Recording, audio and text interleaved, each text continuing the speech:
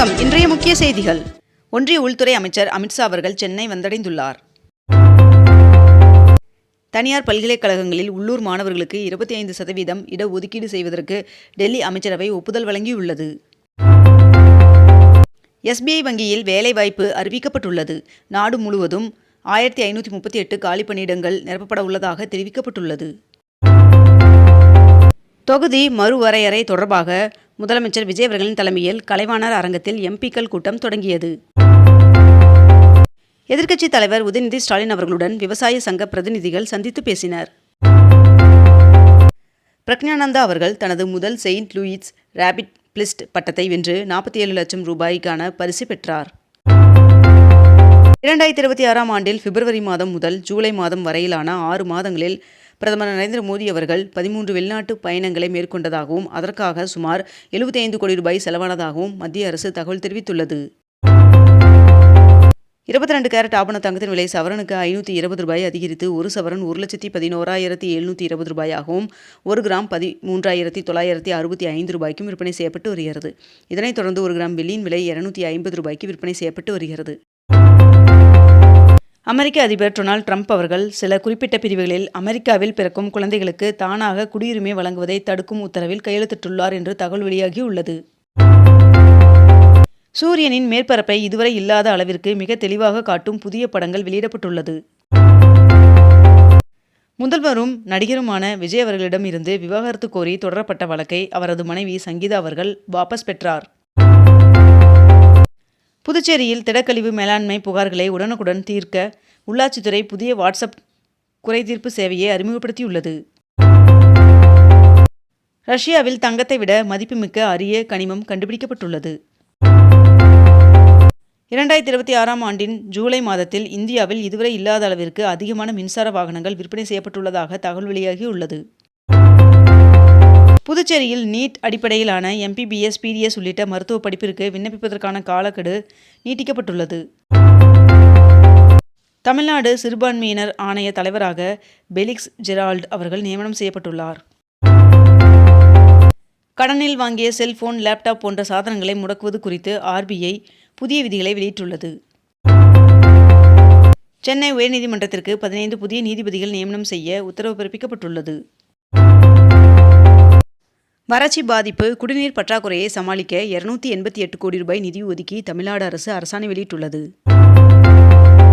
பிரதமர் நரேந்திர மோடி அவர்களுடன் நிதிஷ்குமார் அவர்கள் சந்தித்து பேசினார். நாகப்பட்டினம் மாவட்டம் சிக்கல் சிங்காரவேலர் சுவாமி கோவிலில் ஆடி கிருத்தியை முன்னிட்டு 5000 லிட்டர் பாலை கொண்டு சுவாமிக்கு மகா அபிஷேகம் செய்யப்பட்டது.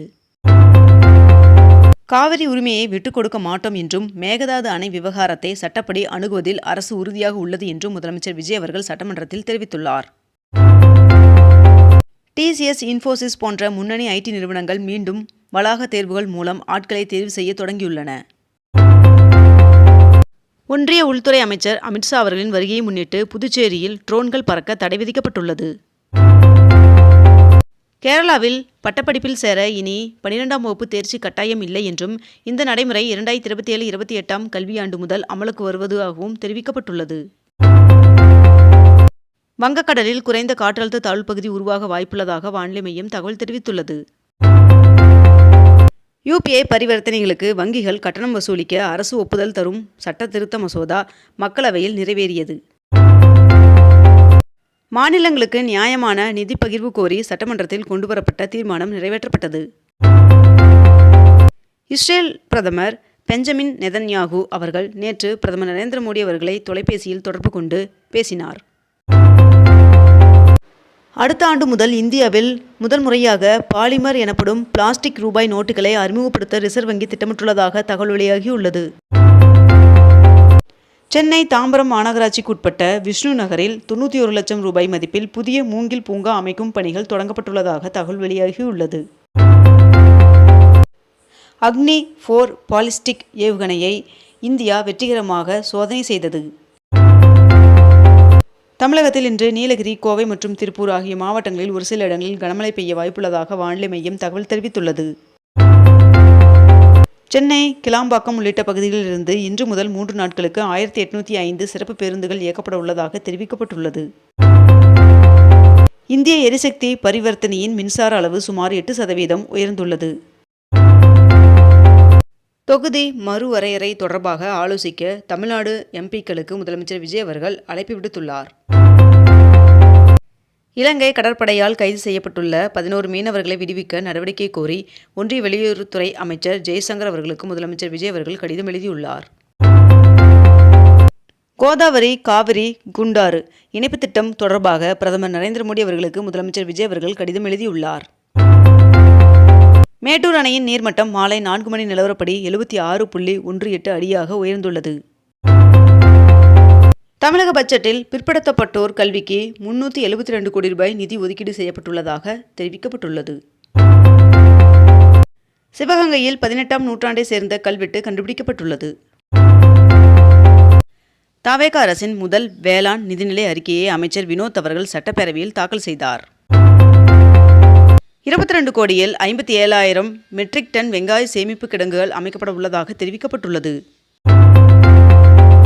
பிரதமரின் பயிர் காப்பீட்டு திட்டத்திற்கு மாநில அரசின் பங்காக 648 கோடி ரூபாய் நிதி ஒதுக்கீடு செய்யப்பட்டுள்ளதாக தெரிவிக்கப்பட்டுள்ளது. விவசாயிகளுக்கான இலவச மின்சாரத்திற்காக 7,432 கோடி ரூபாய் ஒதுக்கீடு செய்யப்பட்டுள்ளதாக வேளாண் பட்ஜெட்டில் அறிவிக்கப்பட்டுள்ளது. பருத்தி உற்பத்தியை பெருக்கிட பருத்தி மறுமலர்ச்சி இயக்கத்திற்கு 27.21 கோடி ரூபாய் ஒதுக்கீடு செய்யப்பட்டுள்ளதாக தெரிவிக்கப்பட்டுள்ளது. தமிழகத்தில் வேளாண் காடுகள் திட்டத்தை செயல்படுத்த 17 கோடி ரூபாய் ஒதுக்கீடு செய்யப்பட்டுள்ளதாக வேளாண் பட்ஜெட்டில் அறிவிக்கப்பட்டுள்ளது. வெற்றி இல்லத்தரசி வீட்டு தோட்டத்திற்கு 10 கோடி ரூபாய் ஒதுக்கீடு செய்யப்பட்டுள்ளதாக அறிவிக்கப்பட்டுள்ளது. மத்திய அமைச்சரவை செயலாளர் டி.வி. சோமநாதன் அவர்களின் பதவிக்காலம் மேலும் ஓராண்டிற்கு நீட்டிக்கப்பட்டுள்ளது. தவேக அரசின் தலைமையில் 2026-27ஆம் நிதியாண்டிற்கான முதல் பட்ஜெட் தாக்கல் செய்யப்பட்டது. தொகுதி மறுவரையறை மற்றும் மகளிர் இடஒதுக்கீடு மசோதாக்களை நிறைவேற்ற பாஜக அரசு திட்டமிட்டுள்ளதாக தகவல் வெளியாகியுள்ளது. மத்திய அரசு நீட் யூஜி தேர்வை கணினி வழியில் நடத்துவது குறித்து பரிசீலித்து வருவதாக உச்சநீதிமன்றத்தில் தெரிவிக்கப்பட்டுள்ளது. டிஜிட்டல் வங்கி பதிவுகளை சட்டப்பூர்வ ஆதாரமாக அங்கீகரிக்கும் மசோதாவை மக்களவையில் நிறைவேற்றப்பட்டது. தமிழக பட்ஜெட் நேற்று தாக்கல் செய்யப்பட்டுள்ள நிலையில் மக்களுக்கான எளிய சேவைகளை துரிதமாக்கும் வகையில் அனைத்து இ-சேவை மையங்களிலும் இ-சேவை 2.0 ஆக மேம்படுத்தப்படும் என்று நிதியமைச்சர் மரிய வில்சன் அவர்கள் அறிவித்துள்ளார். இத்துடன் இன்றைய தலைப்புச் செய்திகள் நிறைவடைந்தன. மேலும் இதுபோன்ற அண்மை தகவல்களை உடனுக்குடன் தெரிந்து கொள்ள அக்னிபூ சேனலை சப்ஸ்கிரைப் செய்து கொண்டு தொடர்ந்து இணைந்திருங்கள். நன்றி, வணக்கம்.